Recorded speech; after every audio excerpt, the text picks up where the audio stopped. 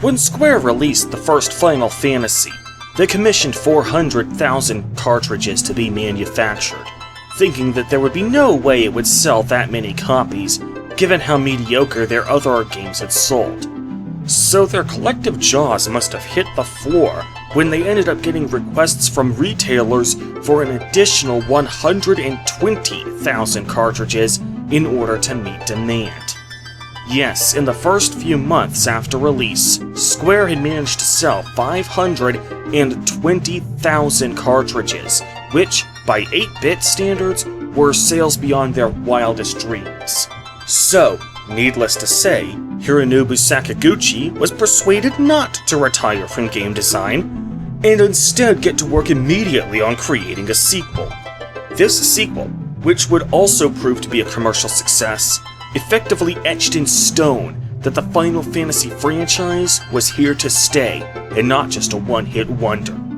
Today, I will not be reviewing the Famicom version of this game. Rather, I will be reviewing the version whereby this game was originally released in an official capacity in North America, Final Fantasy Origins on the PlayStation 1. Ladies and gentlemen, welcome to the Final Fantasy II Retrospective.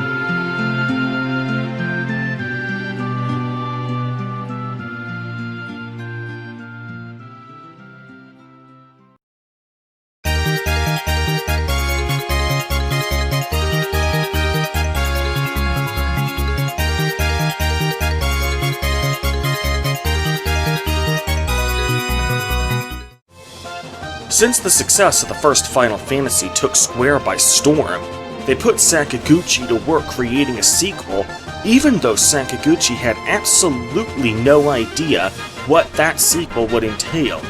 He hadn't even come up with so much as a pitch for the premise of a sequel game.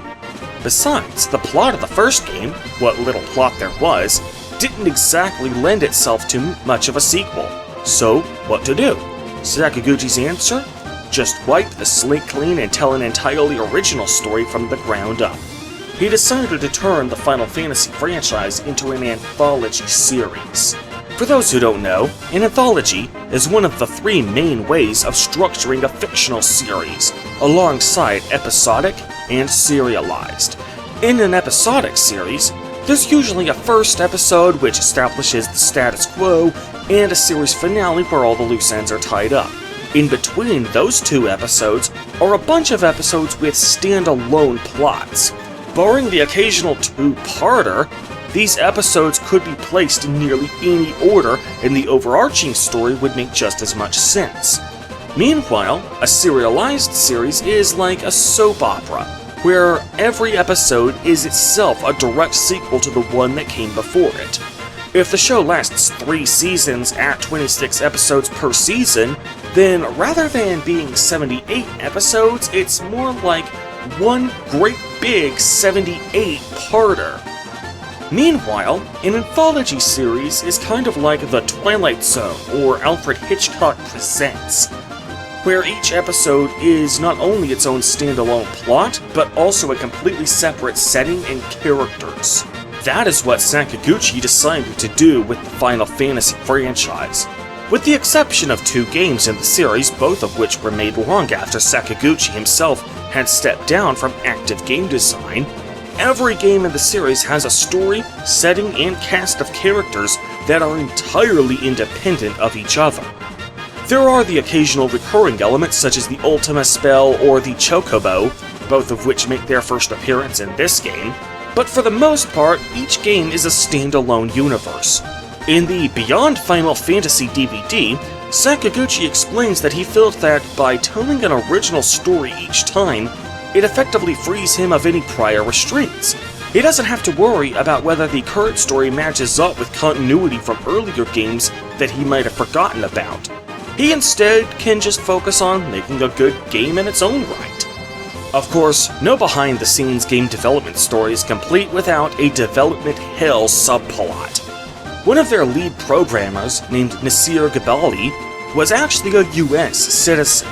However, right in the middle of this game's development, his work visa expired, and he was forced to return to the USA. Now bear in mind that Gabali was not just some entry-level programmer who performed purely ministerial duties and could be swapped out for another interchangeable independent contractor programmer. Back in the 80s and early 90s, game development teams were so small that practically everyone on the team was considered important, but Gabali in particular was actually the game's lead programmer. So what did Sakaguchi do? He packed up his team's equipment and moved their asses to Sacramento, California for the remainder of the game's development. Wow, what an incredible showing of loyalty to one of their top employees. If only modern AAA game companies showed such loyalty to their top developers. You know what else is a surprising display of loyalty? The fact that Sakaguchi didn't fire Hiromasa Iwasaki, even though Iwasaki probably deserved it. What did Iwasaki do? Well, he was responsible for coding the Ultima spell, which, as I mentioned earlier, makes its first appearance in this game. This was supposed to be the most powerful spell in the game, and yet it was a mid-tier spell at best. This was actually due to a bug. Iwasaki didn't actually program the Ultima spell correctly. Now, that alone isn't worth firing somebody over. Anyone can make a mistake.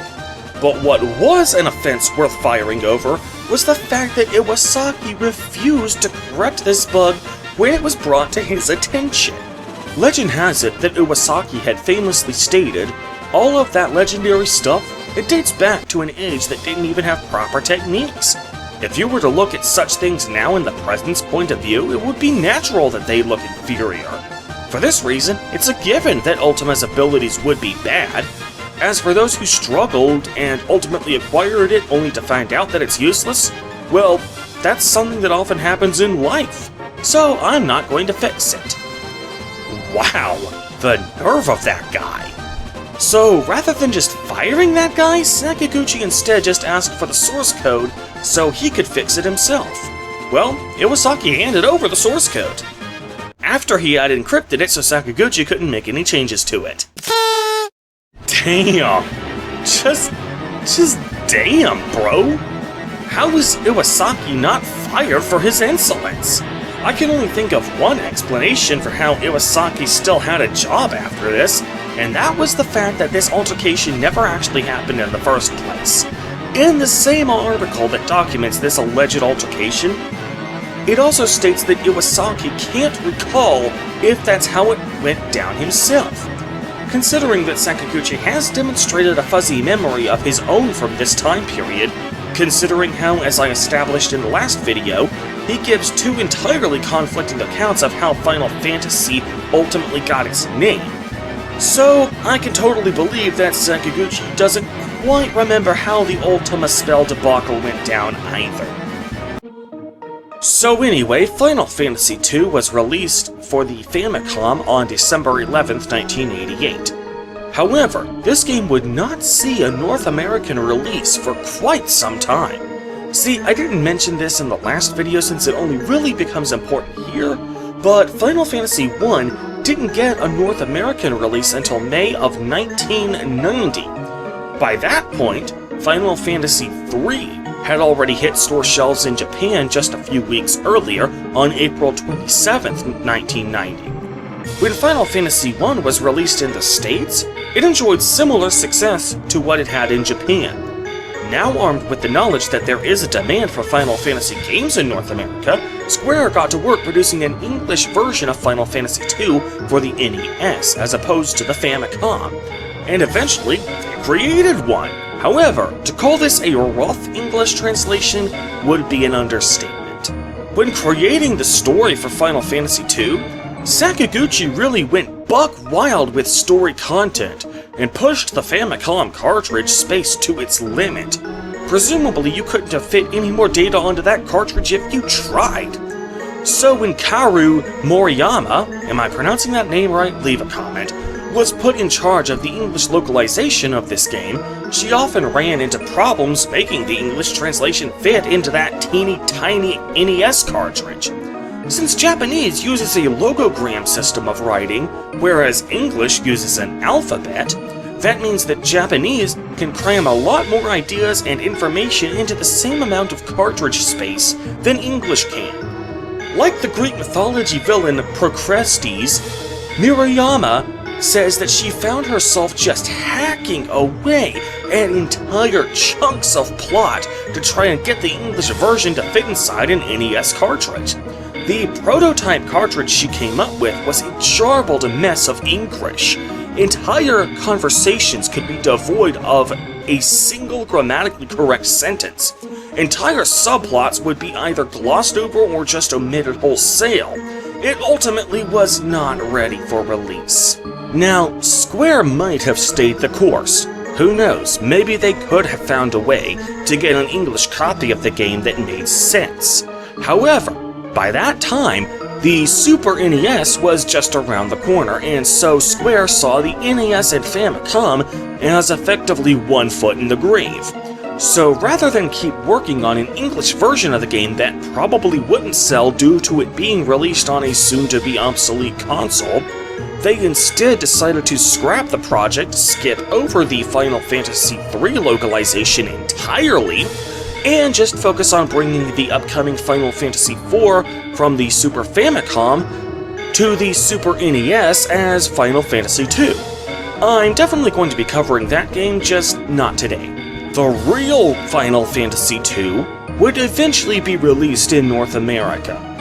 21 years later, it would become bundled with a Final Fantasy I remaster as part of Final Fantasy Origins, a game which would be released for the PlayStation 1. What leaves me scratching my head about this whole thing is that Final Fantasy Origins was released in 2003 for the PlayStation 1. This was years after the PlayStation 2 was released in both Japan and North America, so why not release this game for the PS2?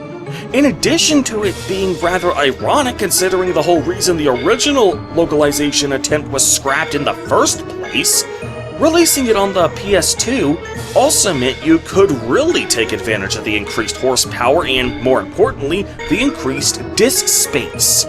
It sure is a good thing that the PS2 was already backwards compatible with all PS1 games without any further adjustments being necessary. Well, baffling choice of platform aside, the fact of the matter is that the real Final Fantasy II is finally released in North America, and this time, they don't have the excuse of limited cartridge space, so the game is actually translated coherently. So that begs the question, now that the game is here, is it any good? Well, let's find out by first discussing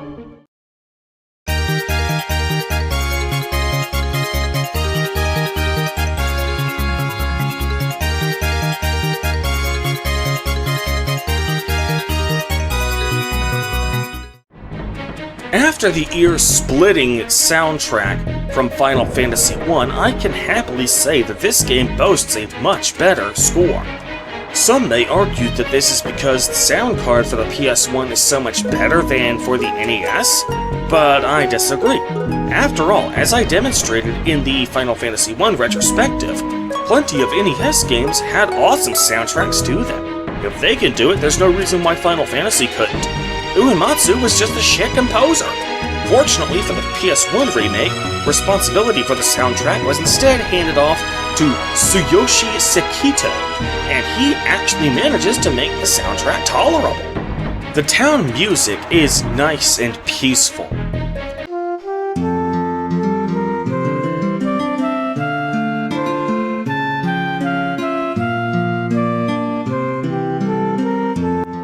While the wilderness music is nice and serene, invoking the feeling of just soaking in nature.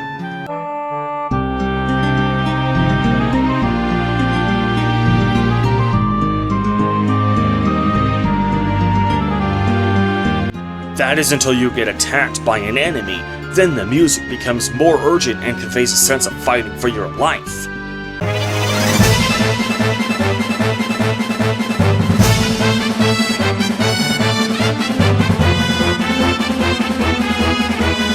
And when you dispatch enemies, the victory music sounds nice and triumphant.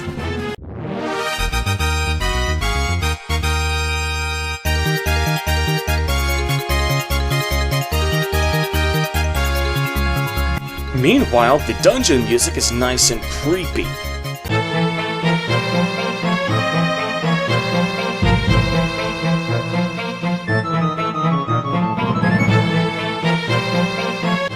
The only failure of this game's score is its boss fight music, which gives off more of a 1001 Arabian Nights vibe to it, rather than being a perilous fight to the death.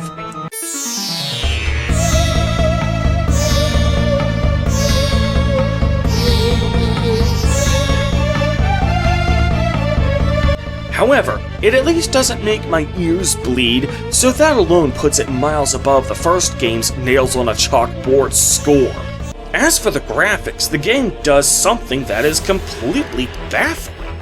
It starts the game with an epic cinematic cutscene that shows Virion, Maria, Gus, and Leon fleeing the city of Fynn as it's being ransacked by the Empire, and it's in full 3D. It's even voice acted, although there are no lines of dialogue other than grunts and pants. I wonder, was this an actual voice actress, or did they just pull some stock sound effects from hentai porn? I mean, listen to this without any visuals. Tell me it doesn't sound like hentai.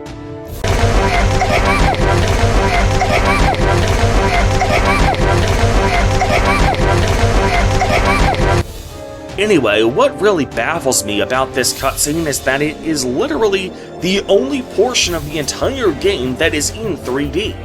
This was obviously done in order to take full advantage of the PlayStation's superior graphical horsepower, but after this one cutscene, it reverts to a 16-bit graphical style and it stays that way for the rest of the game. Seriously, guys? Why didn't you make the game using 3D assets?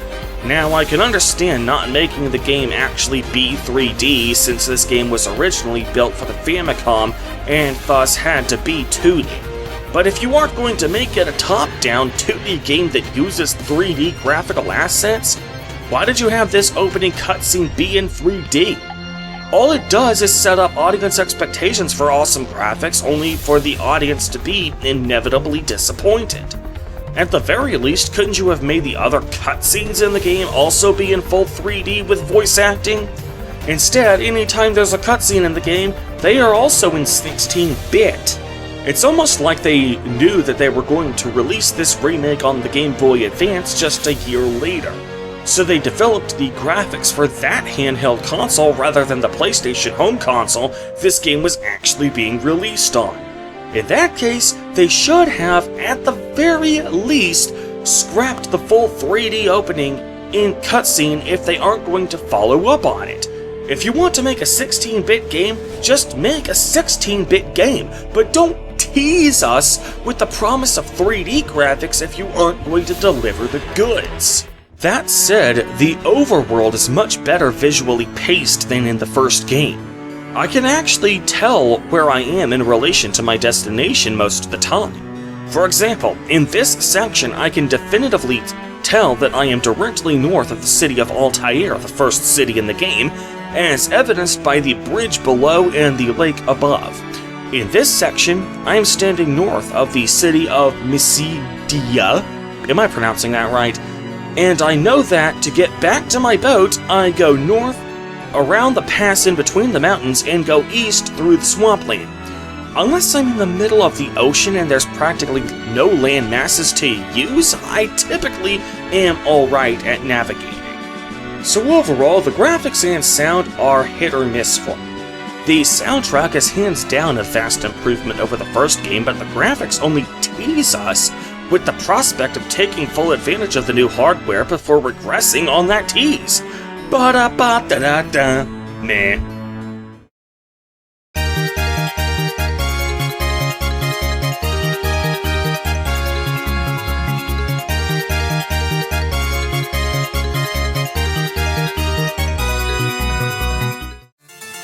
Final Fantasy II was originally created for the Famicom, a console which only had a D-pad and 4 buttons on its controller.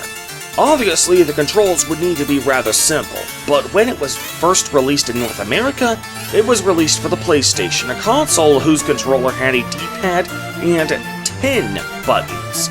Some PlayStation controllers had dual analog sticks, but that didn't become a standard feature until the PlayStation 2. Therefore, those analog sticks are not used in this game. However, the remaining 10 buttons are still used by this game, even though only the X and circle buttons actually perform essential functions, with X being the button that selects options and circle being the button that backs out of options. Meanwhile, when you're in a town or dungeon, holding down the circle button causes the player character to run, since again this game was built around the assumption that the player was not playing with a controller that had analog sticks. But that still leaves the square, triangle, and shoulder buttons unused. So how do you make use of 6 extra buttons that the game was not originally designed to use? Square's answer? Have most of the buttons just be shortcuts to sub-menus within the pause menu. I mean, I suppose as far as providing a function for a controller far more complex than what the game was originally designed for, that seems like the best you can do. However, there was one aspect of this game's controls that leaves me scratching my head. To activate the world map in this game, you first have to be in the overworld. Then you have to hold down the circle button and press the select button to bring up the world map. What? Why would you bother with such a convoluted control scheme for such a basic function when you have 10 buttons to use instead? Hell, the triangle button and the start button are both exactly the same. They both pull up the pause menu rather than being a shortcut to a sub-menu. So, couldn't you have just had the triangle button bring up the world map? In fact, why can't you just have the select button bring up the world map on its own? The select button by itself does nothing, so the opportunity to use that button is practically gift-wrapped for you.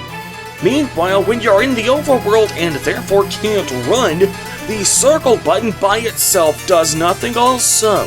So even if we take into consideration the fact that this game was originally designed for the Famicom, it still feels like they made the controls way more complicated than they needed to be. But when this game was remastered for the PlayStation, there is absolutely no excuse for this. So, if we take that little slip-up out of the equation, how does the rest of the gameplay fare? Well, gone is the threadbare mechanic from the first game where you obtain important items just by either opening the chest and getting the thing, or talking to the guy and getting the thing. Instead, there's a keyword system by which you obtain valuable items or information. Whenever you see a word in red text, you can memorize that keyword and then ask other people about that keyword. As far as creating the feeling of actual character conversations is concerned, I consider this to be on par with that time Big Leagues Over the Road Racing released a patch for its game that caused the opposing truck to actually move. It doesn't make it good, it doesn't even make it mediocre, it still has a long way to go before it can even be considered decent. But compared to what it used to be, it is considered to be a huge improvement in the most comical and comedic way possible. However, what little improvement may be had by the new system for acquiring items is quickly pissed away when we discuss how the game handles the items themselves. The first game kept no list of what important items you had acquired. You had to just remember which items you already got. This game keeps a list of the important items you acquire in your travels. You can show an item to an NPC in order to advance the plot in much the same way as using a keyword.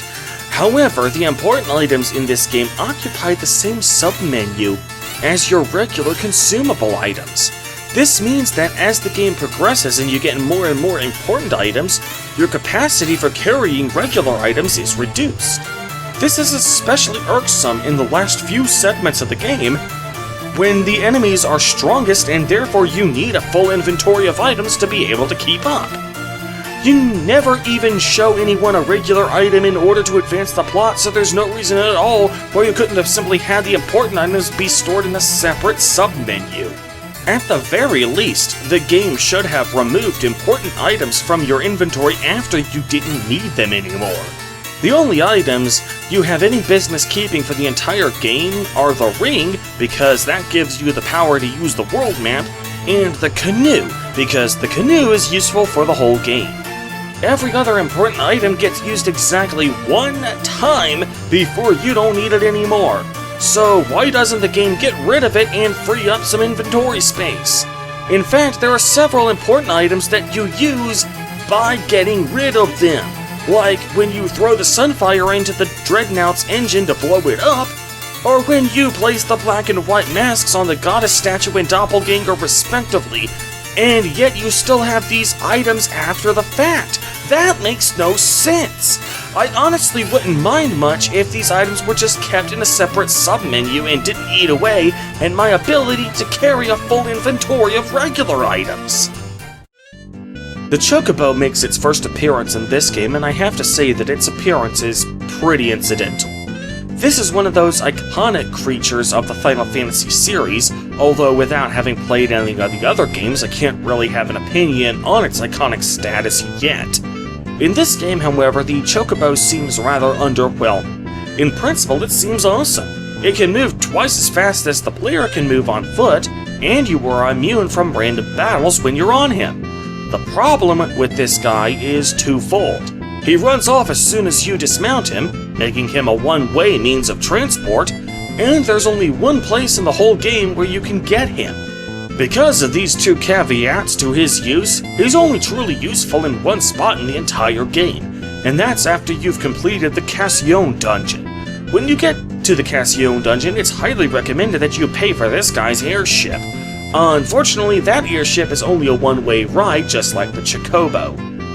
And you've got a long trek on the return journey filled with some pretty high-level enemies. Meanwhile, the spot where you can get the Chocobo is just south of the Cassillon ruins, so it's readily available for the return trip. That is literally the only time in the game when riding the Chocobo is useful. If they really wanted this creature to become an iconic part of the series, they should have made him a lot more important. Speaking of transportation, about midway through the game, you get a ship that you can control yourself rather than paying for passage on. You know how you get the ship? By fighting a bunch of pirates. Apparently, Sakaguchi liked the idea so nice he did it twice. Now granted, there's at least some ways this game does it differently than the first game. First, the pirates weren't terrorizing a city. In fact, the pirate leader named Leela seems relatively pleasant to talk to when we first meet her, only to lure us on board her ship where her crew tries to kill us. Second, the pirate captain Leela actually joins the party after the fight, and the crew returns to their usual posts, with the implication being that the crew is actually sailing the ship on our behalf. However, despite there being a few mostly semantic changes, I still have to roll my eyes at the sheer repetition. Considering that Sakaguchi decided to make the Final Fantasy an anthology series, specifically so he wouldn't be bound by previous continuity and could just let the story go wherever his imagination takes him, this set piece is just shameless in its, well, lack of imagination. So, kicking some pirates' asses and taking their ship in recompense, what other ideas from the first game can we dust off? Well, the dungeons in this game are once again just mazes with random battles in them. The only time the dungeons themselves pose any hazards outside of the enemies are the tiles that damage you when you walk over them. Yup, they decided to dust off that old trope, because heaven forbid we actually design a dungeon that's interesting in its own right. Speaking of the dungeons, Mysteria Tower nearly made me rage quit the game. First of all, there were 3 mid-bosses in this dungeon: the Fire Gigas, the Frost Gigas, and the Thunder Gigas. That's fine. However, the Thunder Gigas made my head spin. See, after I defeated the Thunder Gigas, the battle didn't end. It turns out there was another enemy in that fight. And the enemy was invisible and had no name. What? Oh, and I reloaded a save and had to fight the Thunder Gigas again, and this nameless invisible enemy was in the fight the second time too. So this wasn't just the game glitching out, this is seriously part of the game. Of course, that alone wasn't enough to make me contemplate rage quitting. What made me nearly rage quit was this segment right here. These imps are cheaper than yo mama! These imps have an area of effect spell called Muddle, which causes the Confusion status ailment. The status ailment's effects are twofold. First, it nullifies the attacks I already had selected. Second, it forces my characters to attack each other. There are 7 imps in this battle. That means every turn, there are 7 chances for an imp to cast the Muddle spell.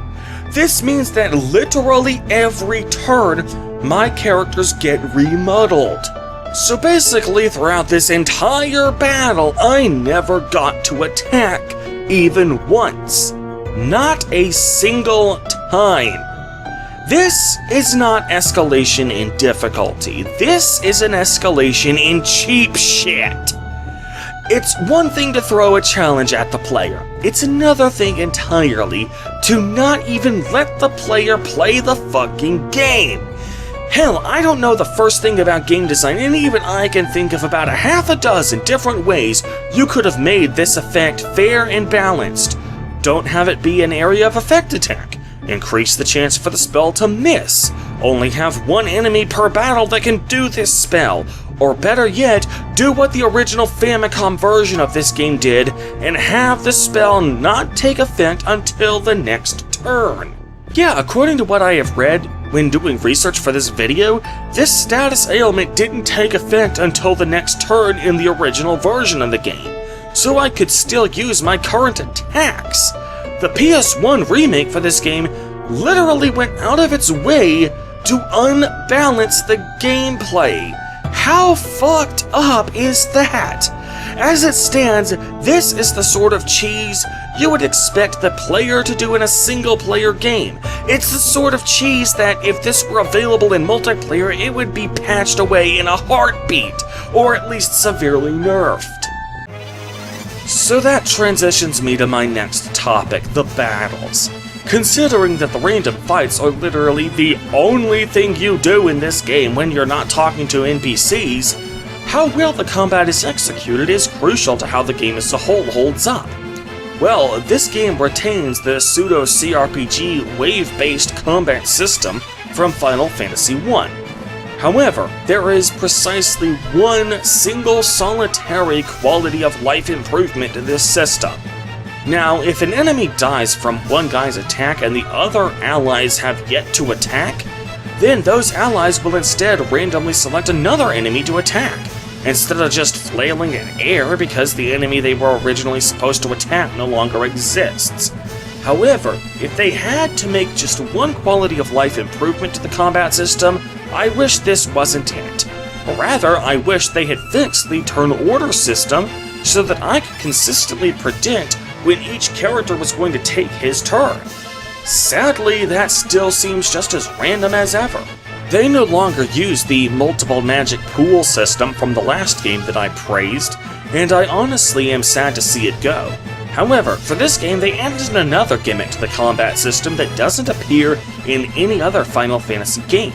Skills increase through use, much like in the Elder Scrolls. Whenever a character uses a weapon or a spell, that spell, or the weapon skill associated with that weapon, such as axe, sword, bow, etc., will gain a point in that skill.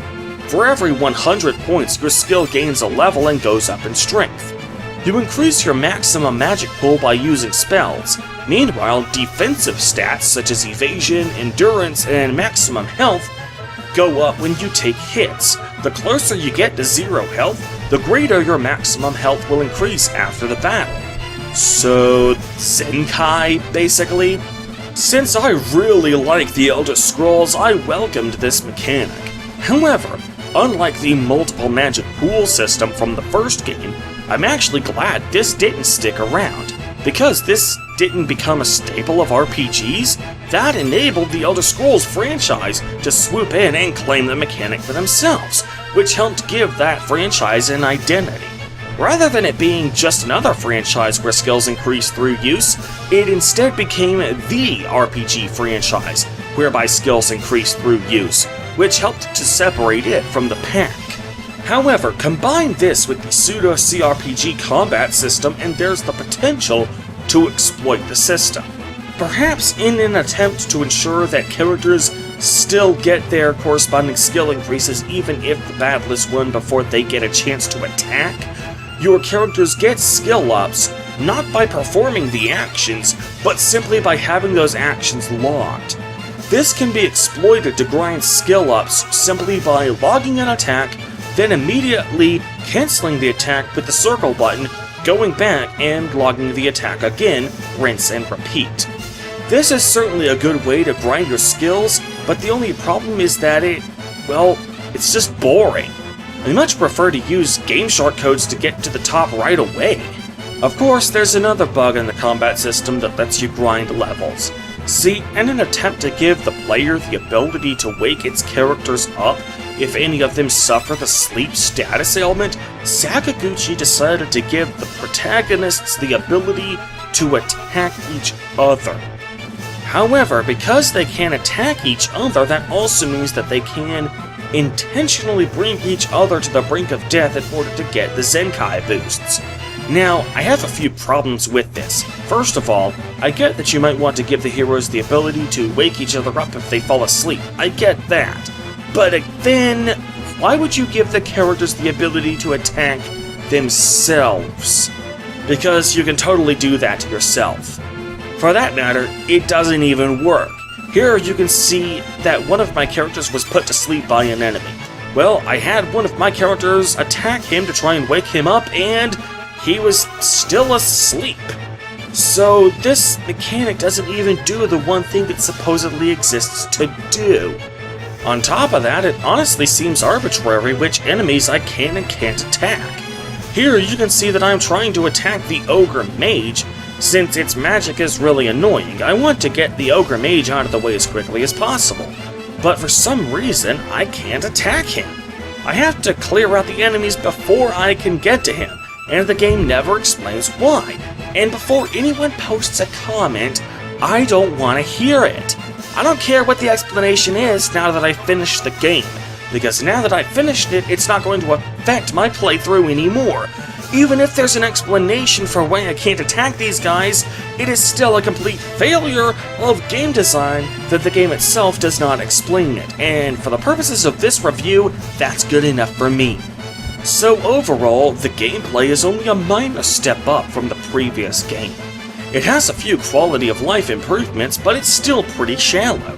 Not to mention, it makes just as many fails as it does improvements.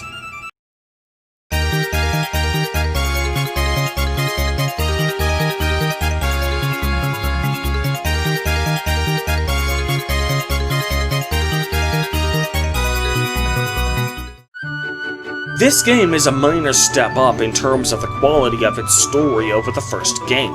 I was able to ascertain two main themes in this story, one of which is okay, and one of which I absolutely detest.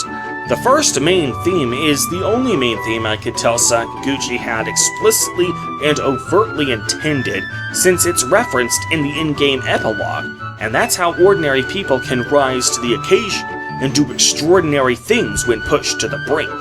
The protagonists of this game, Therian, Maria, and Gus, are not exceptional people at the start of the game. It was never clarified in the game just what their lives were like before the war happened, but the implication is that they were just average Joes. When their parents were killed in the initial attack on Fynn, they asked to join the rebel army in order to avenge their families. Princess Hilda initially declines, thinking that these common serfs would only hold their royal army back. Their offers to fight are summarily dismissed simply because they are not exceptional. Even in times of war and being exiled from her own kingdom, the royalty of this kingdom just can't get over their prejudices towards the serfs. However, Princess Hilda changes her tune when they prove themselves by infiltrating an Empire-controlled Fynn and retrieving Hilda's ex-boyfriend's ring. Granted, that wasn't exactly a difficult task. The guards in Finn don't attack you unless you specifically talk to them, so all you have to do is walk around them and you're, well, in like Finn. However, the important thing is that Furia, Maria, and Gus eventually are allowed to enlist in the army, because Princess Hilda sees that they do have some combat and infiltration skills. They quickly become her most trusted field operatives as they continue to prove themselves time and time again, and are eventually entrusted solely with retaking the city of Finn, when the entire royal army at the start of the war was incapable of defending it. This main theme is explicitly referenced in the end-game epilogue, so I can definitively say that it was Sakaguchi's express intent to have this main theme in the game. However, as far as main themes go, it's not the worst. No, the second main theme is the worst, but I think Sakaguchi could have done a little better than this. I mean, the main premise is already a ripoff of the original Star Wars trilogy, where a rebel force is fighting back against an insurmountably large and despotic empire. Did you really have to give the main characters in this game the Luke Skywalker character arc on top of that? I was half expecting the Emperor and the protagonists to have a showdown where Maria accuses the Emperor of killing her parents, only for the Emperor to say, "No, I am your father." I mean, the game came dangerously close to that plot twist when they were blowing up the the Dreadnought. But at least that set piece has a few things that separated it from Star Wars, like the fact that Maria instantly recognizes that Leon is the Dark Knight, not that one, rather than Leon having to explain it to her, and the fact that Leon and the heroes weren't fighting each other when it happened. Speaking of Leon, that leads me to the next main theme of this story. The idea that switching from good to evil is as easy as switching your favorite sports team. Now, just to clarify, I don't have a problem with bad guys turning good. In fact, you may recall from my Splinter Cell Blacklist retrospective that one of the things I liked about that game's story was how Audrey Coben underwent a redemption arc and became a good guy. However, what made that character arc work was the fact that there was a, character arc attached to it. Coben actually had to earn 4th Echelon's trust bit by bit.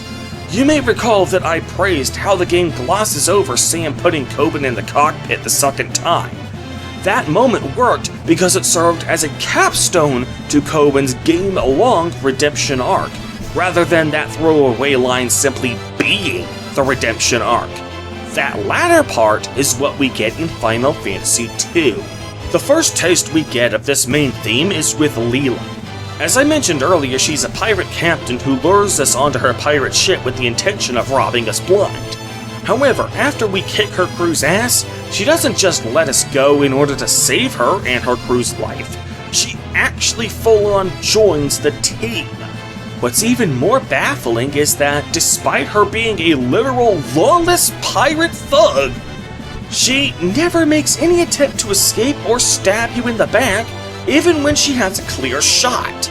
At one point, she even rejoins the team of her own accord after being given the chance to leave. It's almost like they were going with the Puss in Boots character arc from Shrek 2, whereby his code of honor compels him to switch sides as long as his enemy has the chance to kill him but doesn't take it. Essentially, if he fails to kill the enemy, then his life essentially belongs to the enemy, and if the enemy doesn't take his life, he still nonetheless owes his life to the guy he just tried to kill. But at least in Shrek 2, it was clearly established that this sudden switching of sides was because of Puss's strict code of honor. Here, we don't get diddly squat explanation for why Leela is not only letting the protagonists go, but is actively joining their side. If you're wanting to take the honor among thieves approach to this character arc, you need to make it explicit in the story. As it stands, I never fully trusted Leela.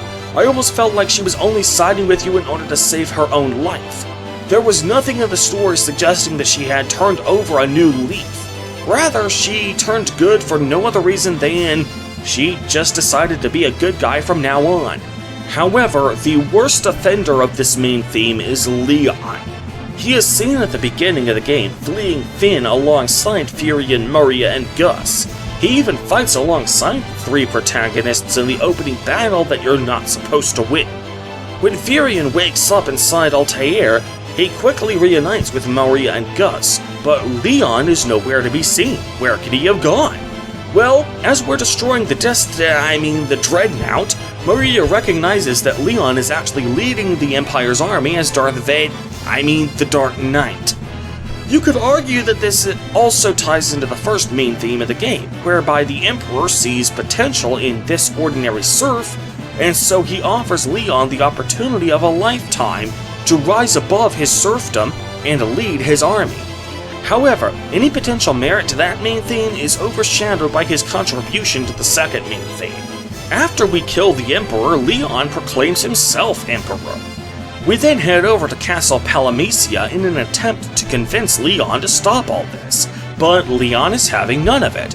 He has become so drunk with the power that the Empire has given him that he is prepared to kill his childhood friends and even his own sister rather than give up his newfound power.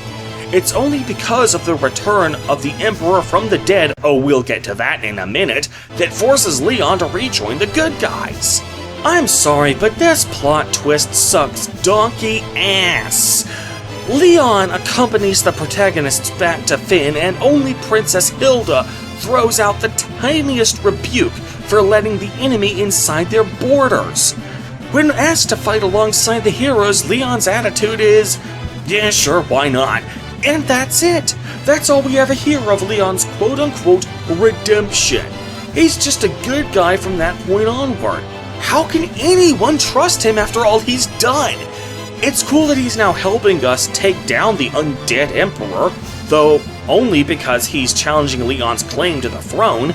But does that really make up for all the people who suffered and died at the hands of the soldiers he was commanding? I'm sorry, but I just can't accept that Leon's crimes of genocide and treason can be so easily swept under the rug with little more than a throwaway line just because he isn't actively fighting against Finn at the moment. Then there's the Emperor's return. Just as Leon is about to challenge the heroes to a fight to the death, portal opens where the throne sits, and an undead version of the Emperor rises from hell, still technically dead, but able to roam the world of the living. So once again, the main threat is the Emperor, not Leon. However, what kills this moment for me is that we are given fuck all explanation as to how the Emperor managed this feat in the first place. In the first Final Fantasy game, time travel is used to explain how Garland was able to survive the first battle against the Lightwounds. As I pointed out in that review, time travel is not an all-powerful get-out-of-plot-holes free card that the storyteller gets to play whenever he needs something to make sense, but can't figure out a way to have it make sense organically. However, at least it's something. At least it is the most token of attempts to explain it. But here, we don't get diddly dick. Rather, he just seems to come back from the dead for no other reason than to spare the player the morally ambiguous action of forcing Maria to kill her own brother in order to save the world. It's almost like Sakaguchi got up to the moment in the story and then realized he had written himself into a corner because, heaven forbid, Maria have to actually make a morally great choice and kill her own brother in order to do what is right. So he just penciled in that the Emperor comes back from the dead for no reason. Now, I wasn't really asking these questions when I was fighting the regular undead enemies in the game. The game is littered with a wide assortment of enemies, and some of them are undead. Zombies, ghouls, revenants, etc. We've got the whole ensemble of undead enemies to fight. I can accept these undead enemies roaming around the mortal world with no explanation as to how they manage it. However, this is a major plot point. This moment actually calls attention to itself. Even Leon doesn't seem to think the Emperor has any real power against him because he's undead. So of course I'm going to have some questions about the logistics of this plot point. However, the most egregious sin of this game's story is its terrible pacing. As I've made clear up until now, this story is a blatant ripoff of the original Star Wars trilogy. However, Sakaguchi apparently forgets that the original trilogy was, well, a trilogy. Each installment had its own 3-act structure with beginnings, middles, and ends, with each of the 3rd acts having their own climax and falling action. They were broken up into 3 movies because there was just too much plot to fit into one movie. Apparently, Sakaguchi didn't get the memo on that because he tried to cram the entire trilogy into one video game story, and the pacing suffers horribly as a result. For example, I've just completed a long and multi-tiered fetch quest to obtain the Sunfire. With the Sunfire in hand, I then sneak aboard the Dreadnought and destroy it. This is obviously analogous to Luke Skywalker blowing up the Death Star. However, in the original Star Wars trilogy, that was the climax to the entire first movie, or 4th movie if you insist on chronological order rather than release order. The first movie actually ended with the destruction of the Death Star, but here, the game is only about a third the way complete. We then head off on a rather superfluous quest to recruit the Dragoons into our ranks, basically half-man, half-dragon creatures. Then we launch a renewed assault on the city of Fynn and retake it as our base of operations, but we're still not done yet. We then go off on a completely superfluous quest to unlock the Ultima spell, followed by a superfluous side quest where the Empire is using a man-made tornado to wreak havoc, and then and only then do we begin our assault on Castle Palamisia. The Dragoon, Ultima, and Tornado quests could have been removed from the game completely, and the story would have made just as much sense. If you must have them, they should have, at the very least, been optional side quests. As it stands, they serve only as pure padding to draw out the story long after it was actually ready to end. We could have just gone from destroying the Dreadnought, to retaking the city of Fynn, to launching an assault on Castle Palamisia, where the Emperor is killed, and then, drumroll please,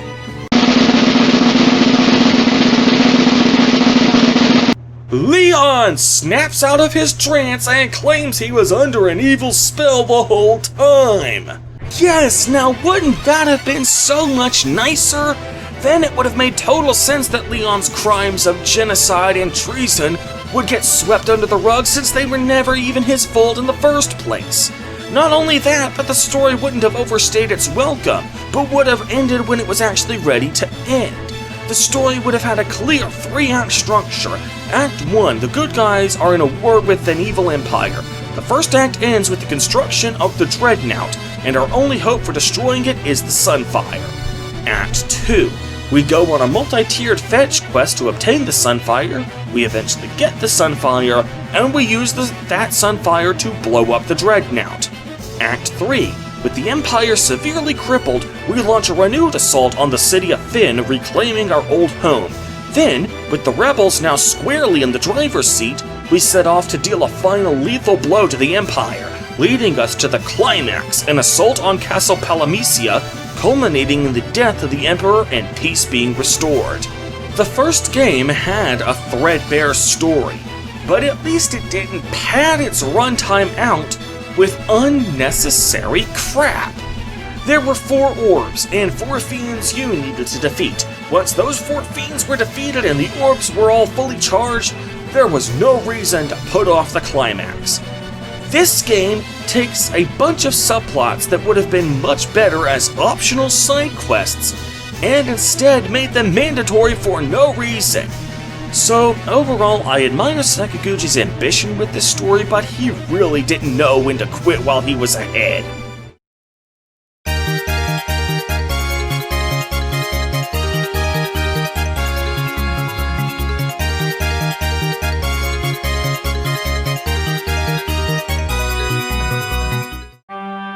Overall, Final Fantasy II is a step up from Final Fantasy I in terms of gameplay, but not by much. It has a few quality of life improvements to its gameplay system, which may have earned it a thumbs up from me if this were just the Famicom version. However, for the PS1 remake, I honestly expect better from Square. It fails to take full advantage of the hardware's graphics capabilities, which may be excusable were it not for the fact that its opening cutscene leads us into a false sense of security in that regard. Moreover, the PS1 remake unbalances the confusion spell to the point of it being dirt cheap. Then we have the narrative. It is certainly more ambitious than the story of the first game, but Sakaguchi just didn't know to quit when he was ahead. There's no time travel subplot shoehorned in at the last minute long after the story is able to accommodate it, but in its place, we get 3 entire subplots that had no business being mandatory to complete the game, but instead just caused the story to have more padding than the 5-minute battle on the exploding planet Namek. The only part of this game that is hands down an improvement over the first game without any caveats attached is the soundtrack. Although if this remake had Uematsu scoring it, I'm sure he would have found a way to fuck it up. As much as I shat on this game throughout this video, I honestly admire Sakaguchi's ambition with this game. He may have face-planted more times than he hit it out of the park, but as the old saying goes, it's not how many times you fall, it's how many times you get back up. So I can certainly give Sakaguchi an A for effort for at least trying to top himself from the first game. For this reason, I rank Final Fantasy II above Final Fantasy I. Next time, I will review the last of the Sakaguchi-directed Final Fantasy games to be released in North America, Final Fantasy III for the Nintendo DS. Well, ladies and gentlemen, if you enjoyed this retrospective, please hit that subscribe button for more videos just like it.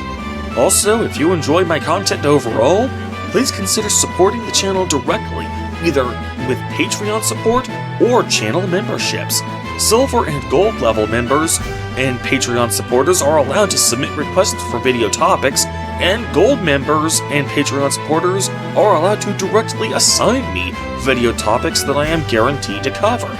In the meantime, however, I am Acer Thorn, and I will see you guys later. Peace!